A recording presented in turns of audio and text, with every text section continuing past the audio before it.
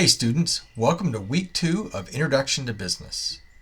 This week our learning objectives include a number of things, but let's just go through them fairly quickly, knowing the important definitions of various business ownerships, things like sole proprietor, C Corps, S Corps, limited liability, that sort of thing. We're also looking at knowing the purposes of a nonprofit. I've got an example I'm going to share with you here in a few minutes during this overview. And then also identifying the advantages and disadvantages of each of the type of those businesses that are identified in Chapter 4. We're going to jump over to Chapter 5. We're going to look at defining what a small business is and what it means. We're going to look at the reasons that small businesses succeed and that they fail. There's a lot of them that open every year and a lot of them that close up every year. And then we're going to look at explaining the franchise model as well.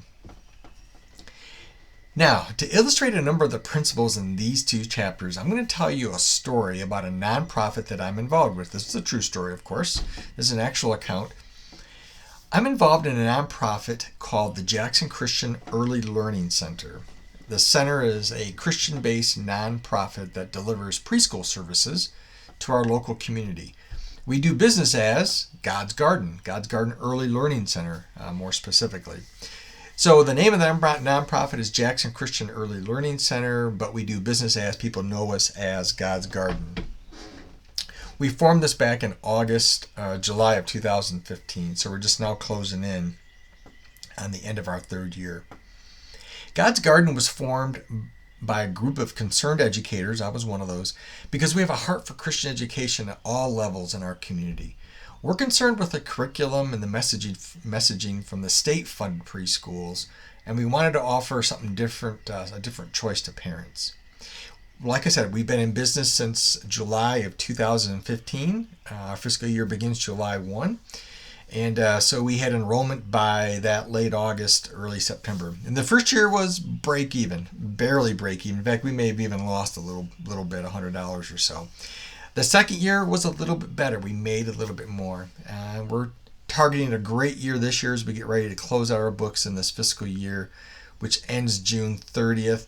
I think our revenues this year are projected to be over $200,000, and our margin or profit, if you will, probably about $2,000 or $3,000. So not so bad for the third year in business.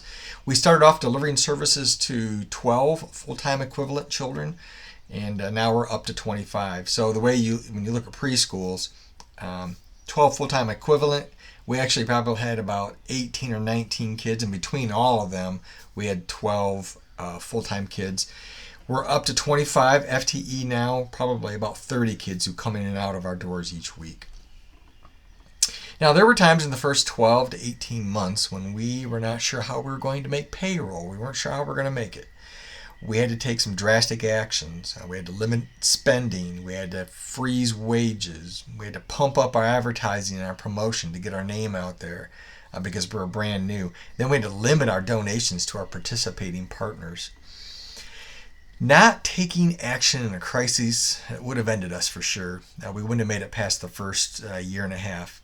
But our board, the executive director of our nonprofit, who is excellent, and all of our employees who are just excellent people, all jumped in and made a difference. Businesses fail, you guys, when owners and stakeholders stand by and let things happen without action. They just take on the whole victim role and let things happen to them instead of standing up and going out and doing something about it. And that's what we had to do. We had to make a decision as a company. What are we going to do about this?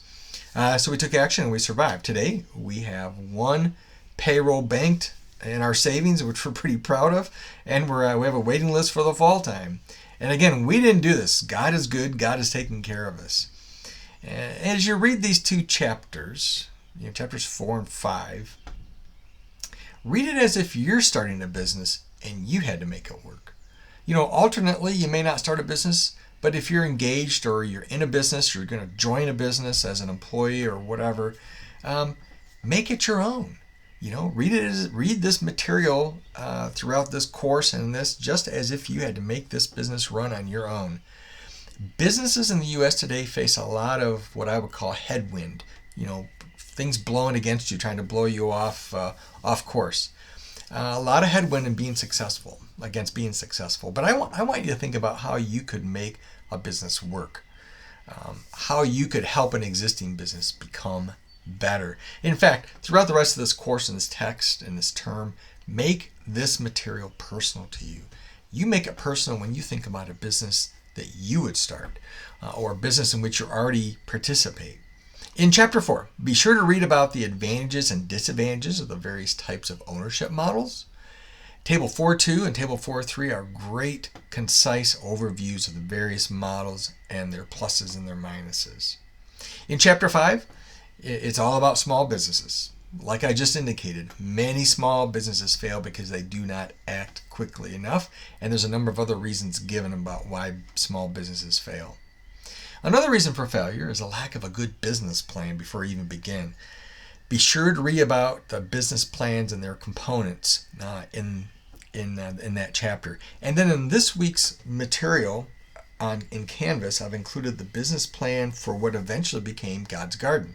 It was a business plan that was written back in 2014, I think is when it was. And we used that plan to guide us along the way. The plan was extensive because we needed to convince 2 other nonprofit boards to partner with us.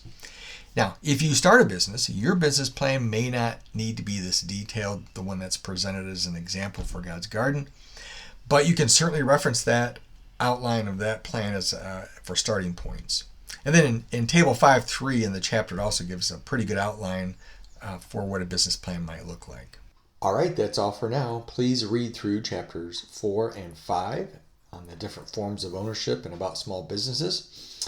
And as a reminder that your initial response to discussion question number 1 is due Wednesday at 11:59 p.m. That's Arizona time. And the initial response to discussion question number 2 is due by Friday at 11:59 p.m. Your responses to a minimum of 3 fellow classmates are also due. They're due by Sunday, 11:59 p.m.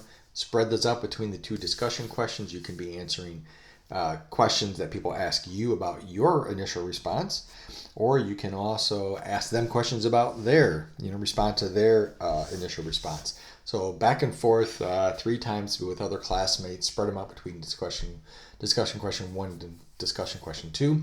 Quizzes have to be completed no later than Sunday, 11:59, along with the assignments, which are also due at that time. Remember, I've got virtual office hours on Tuesday evening from 7 p.m. to 7:30 p.m. Arizona time. And you're always welcome to contact me, even outside of virtual office hours. And some of you are doing that, and that's very good. I like that. Remember, God is on his throne. He's always been there. He's always going to be. Have a great day.